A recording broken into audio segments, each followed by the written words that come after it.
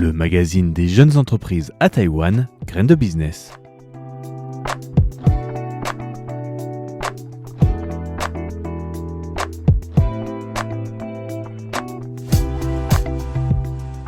Bonjour à toutes et à tous et bienvenue dans Graines de Business, votre rendez-vous hebdomadaire sur l'entrepreneuriat à Taïwan, et vous êtes en compagnie de Valentin Feuquet sur Radio Taïwan International.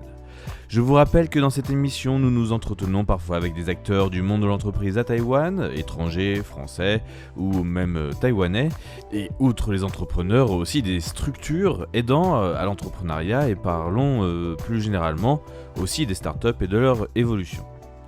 Et aujourd'hui, je vous propose donc une revue d'actualité du monde de l'entrepreneuriat taïwanais et de parler du livre blanc annuel présenté par l'AmCham, qui a donné ses recommandations pour renforcer les liens entre Taïwan et le monde des affaires américain, notamment sous l'administration Trump. Puis nous parlerons transport et mobilité avec Uber qui décide de racheter la compagnie Crown Taxi pour s'intégrer mieux au marché taïwanais qui a besoin de taxis physiques pour fonctionner. Enfin, je vous présenterai deux événements. D'abord, le retour de RunSpace, une compétition de pitch dans le monde de l'innovation spatiale, qui revient pour sa 4e année consécutive. Et enfin, nous terminerons sur une conférence sur le design et la conception de marques pour le domaine alimentaire et les commerces alimentaires, organisée par Design Plus, une société, une organisation qui permet d'aider la promotion du beau, de l'architecture intérieure et ce genre de choses.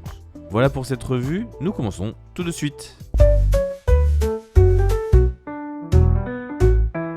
L'AmCham sort son livre blanc américain qui insiste sur un besoin de réforme profonde du cadre économique taïwanais.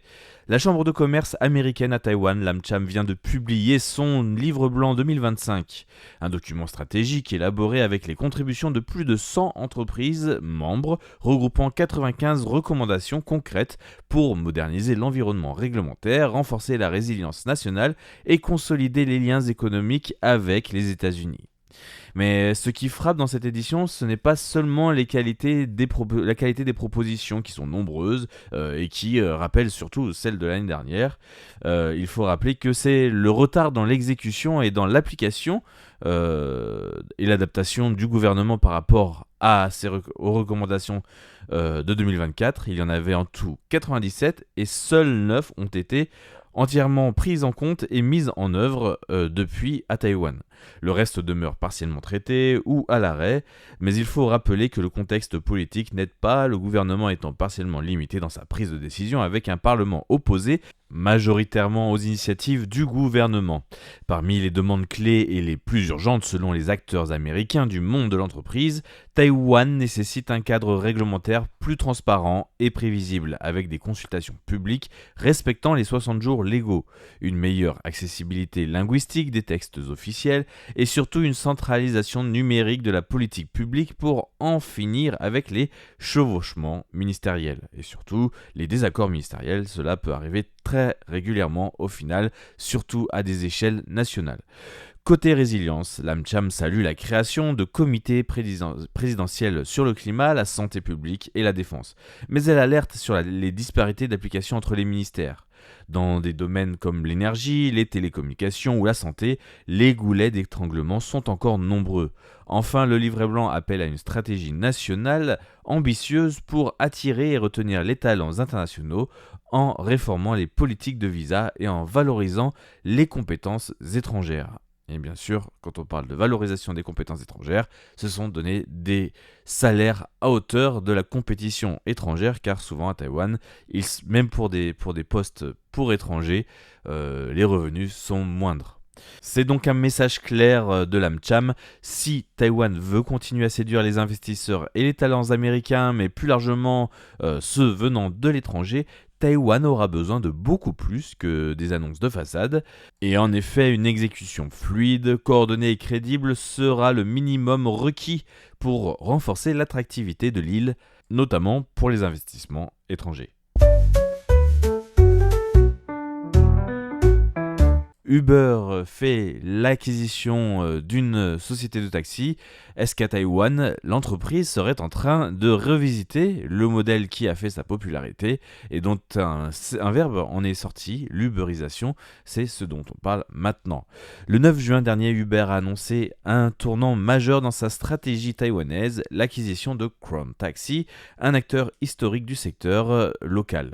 Cette entreprise, fondée en 2011, collaborait déjà depuis plusieurs années avec Uber. Désormais, elle intègre pleinement l'écosystème numérique du géant américain. Mais attention, Uber ne renonce pas à son modèle Light Asset. Light comme léger et Asset comme léger en mobilisation en fait.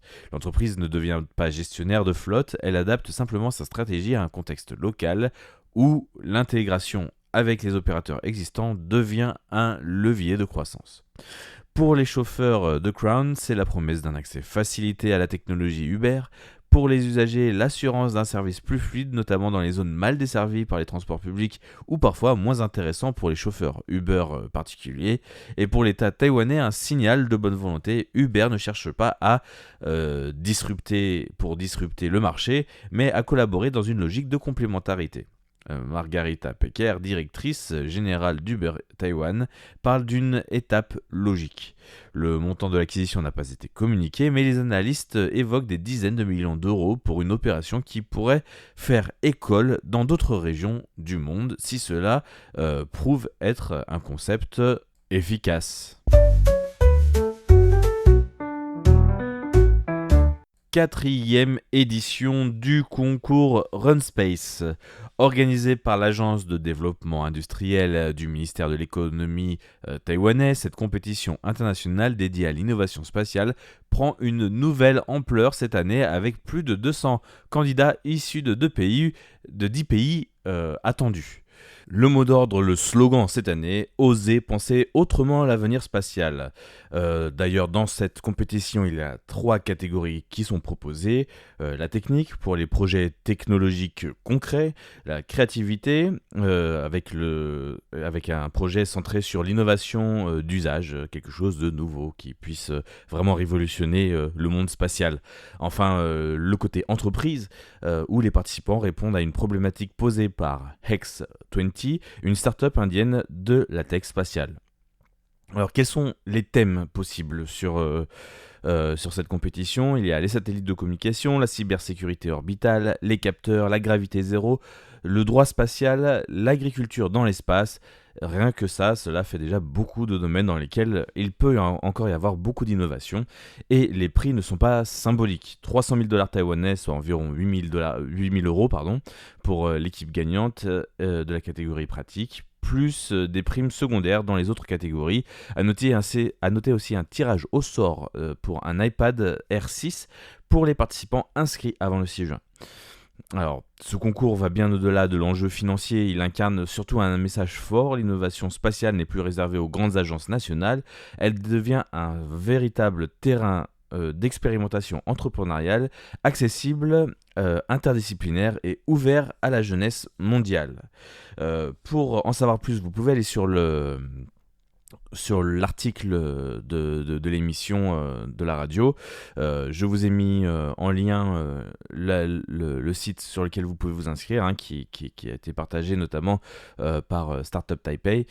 Et il y a en fait une page qui résume en JPEG un petit peu le principal de l'information, dans laquelle notamment vous apprendrez qu'il faut pour les qualifications pour juste le dépôt de dossier, présenter déjà une présentation en 10 pages de votre projet, peu importe la catégorie dans laquelle vous êtes. Après, pour les phases finales, vous allez retravailler votre projet, essayer de créer une vidéo. Alors pour certains, c'est 90 secondes pour le projet technique, 3 minutes pour le projet d'innovation. Pour la partie un petit peu plus simple d'entreprise entrepreneuriale, on demandera une présentation de 15 pages au lieu de 10. Il y a plein de prix à gagner, notamment dans chaque catégorie, et plusieurs personnes repartiront gagnantes. À noter qu'il y a une entreprise que l'on connaît un petit peu sur Grain de Business, puisqu'il y a Odysseus Space, qui fait partie du projet, une start-up française basée à Tainan, dont nous avions fait une interview en 2019, au début de Grain de Business. Vous pourrez peut-être retrouver la vidéo sur le compte YouTube notamment, ou même sur l'émission. Vous pourrez retrouver l'émission en tapant Odysseus Space. Voilà, nous étions rendus, je m'étais rendu à Tainan pour m'entretenir avec eux. Voilà donc pour cette 4e édition du concours RunSpace.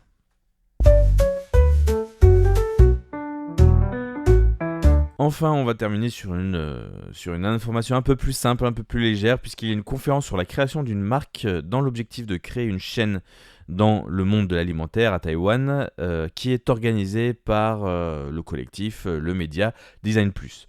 Le 3 juillet, un événement singulier se tiendra au DC Lab à Taipei, dans le quartier de Da'an, une conférence dédiée à un thème rarement traité de manière indépendante et partagé dans le monde des commerces traditionnels, la création du Haogan, le convivial, le bien-être dans l'univers du commerce culinaire et du commerce alimentaire.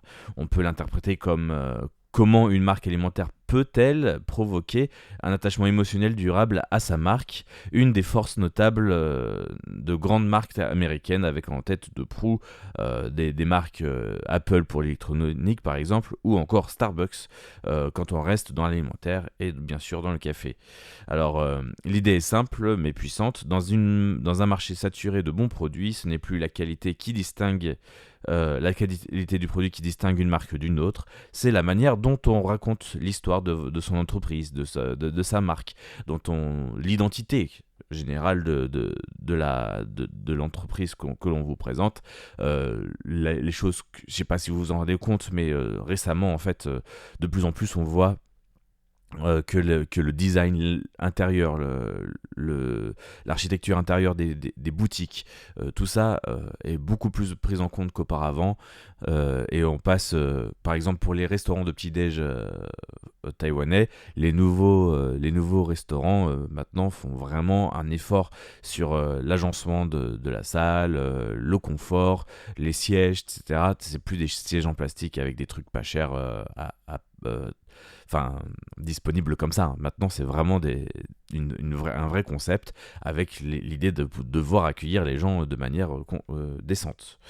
Voilà, donc c'est tout ça qui est un peu abordé. C'est un peu des sujets tabous parce que souvent ce sont des stratégies personnelles d'entrepreneurs, ou alors c'est un peu des services que vendent les architectes d'intérieur ou des entreprises de branding, en tout cas de marketing pour les entreprises, et donc souvent ce sont un peu des chasses gardées et c'est pas vraiment des sujets qui sont enseignés en tant que spécialité, ou en tout cas qui sont discutés lors de conférences. À l'occasion, il y aura 3 sociétés spécialisées dans ce genre de concept qui ont fait des travaux sur le sujet, qui vont intervenir. Crimco, dont vous verrez la photo dans l'article de l'émission. Il y aura aussi Blivin, qui mêle développement durable, minimalisme végétal et design d'espace pour tisser une esthétique cohérente du produit à l'environnement.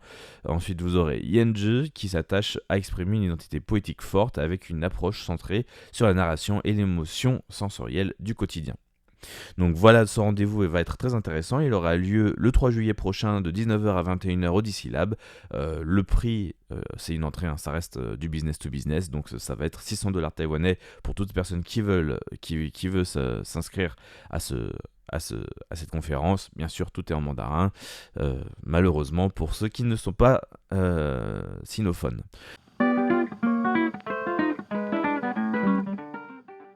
Voilà pour cette petite revue de presse sur l'actualité de l'entrepreneuriat à Taïwan. Je pense que j'ai fait un petit tour assez intéressant avec des sujets dont je ne traite pas forcément régulièrement, notamment l'organisation des compétitions de pitch. Il y en a un peu tout le temps, donc c'est vrai que j'en parle pas trop. Je trouvais que RunSpace était quand même un projet un peu particulier dont je voulais parler, et surtout l'implication de cette start-up française basée à Taïwan. C'est une start-up taïwanaise mais dirigée par des Français dans ce programme. Et puis je voulais aussi donc vous parler un petit peu d'une chose qui peut pas marcher pour beaucoup d'entrepreneurs, qui est le branding et le bien-être du consommateur dans les commerces alimentaires. Cet épisode de Graines de Business touche donc à sa fin. Merci à tous de l'avoir écouté. Vous étiez en compagnie de Valentin Fauquier pour Radio Taïwan International. Excellente journée à tous.